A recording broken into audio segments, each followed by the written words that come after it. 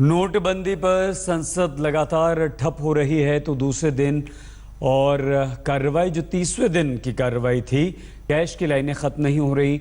नोटबंदी के बाद जब से नई करेंसी चलन में आई है तब से लेकर आज तक 30 दिन हो चुके हैं। 30 दिन में कितना कैशलेस हुआ है हमारा भारत और कैशलेस किस तरह से लोगों के लिए परेशानी का सबब भी बना है, देखिए।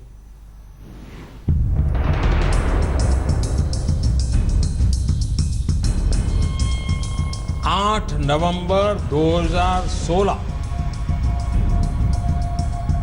की रात्रि को 12 बजे से वर्तमान में जारी 500 रुपए और 1000 रुपए के करेंसी नोट लीगल टेंडर नहीं रहेंगे।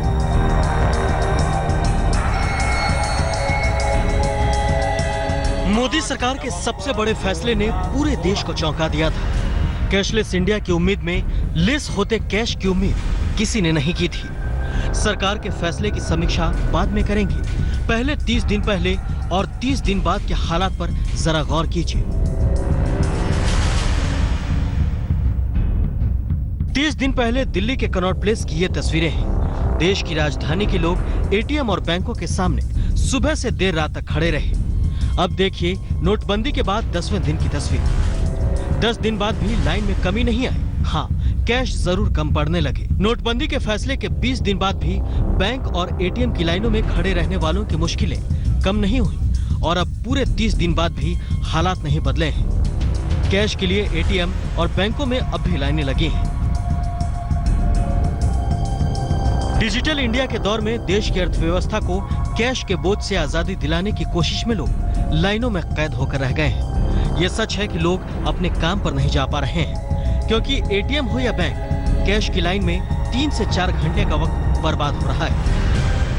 मैं यहाँ रात के 11 बजे से खड़ा हूँ। कौन से बैंक में आपका अकाउंट है? इसी में है, पंजाब नेशनल बैंक। तो क्या प्रॉब्लम क्या हो रही है? प्रॉब्लम ये हो रही है, कई दिन से आते हैं, पैसा नहीं मिलता। नंबर इसलिए नहीं आता यहाँ पर जनता का कि पहले तो 4 इधर से लेते हैं, 10 पीछे से लेते हैं। अच्छा, मतलब बैंक अधिकारियों का काम ज्यादा करते तो बैंक धांधली कर रहे हैं। बैंक धांधलेबाजी करता है सीधे।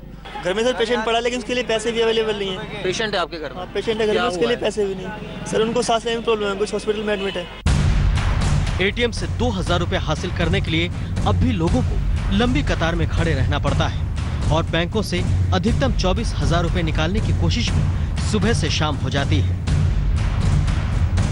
हालांकि कैशलेस की राह में मुश्किलें भले ही हो, लेकिन इंडिया डिजिटल पेमेंट की ओर भी तेजी से बढ़ा है। हिमाचल प्रदेश पहला ऐसा राज्य बन गया है जहां सारा भुगतान कैशलेस होता है। शिमला में बने राजभवन में सिर्फ डिजिटल पेमेंट हो रहा है। दूसरी तस्वीर पीलीभीत की है, जहां केंद्रीय मंत्री मेनका गांधी ने वर्कशॉप के जरिए किसानों और छोटे दुकानदारों को कैशलेस होने के फायदे बताए। और तीसरी तस्वीर वडोदरा की है, जहां चाय वाला भी कैश नहीं बल्कि पेटीएम से पैसे ले रहा है। मोदी सरकार का नोटबंदी का क्रांतिकारी फैसला पूरे देश पर असर दिखा रहा है। हालांकि कैशलेस इंडिया को लेकर कुछ जगहों से खुश करने वाली तस्वीरें भी आ रही हैं, तो ज्यादातर जगहों पर अब भी टेंशन देने वाली लंबी लाइन दिख रही है। फिर भी देश उम्मीद कर रहा है कि अगले 20 दिनों में ये सारी समस्याएं खत्म होंगी और देश ब्लैक मनी और कैश के बोझ से आजाद होगा। दिल्ली से मणिदीप शर्मा और चिराग गोठी के साथ आज तक ब्यूरो।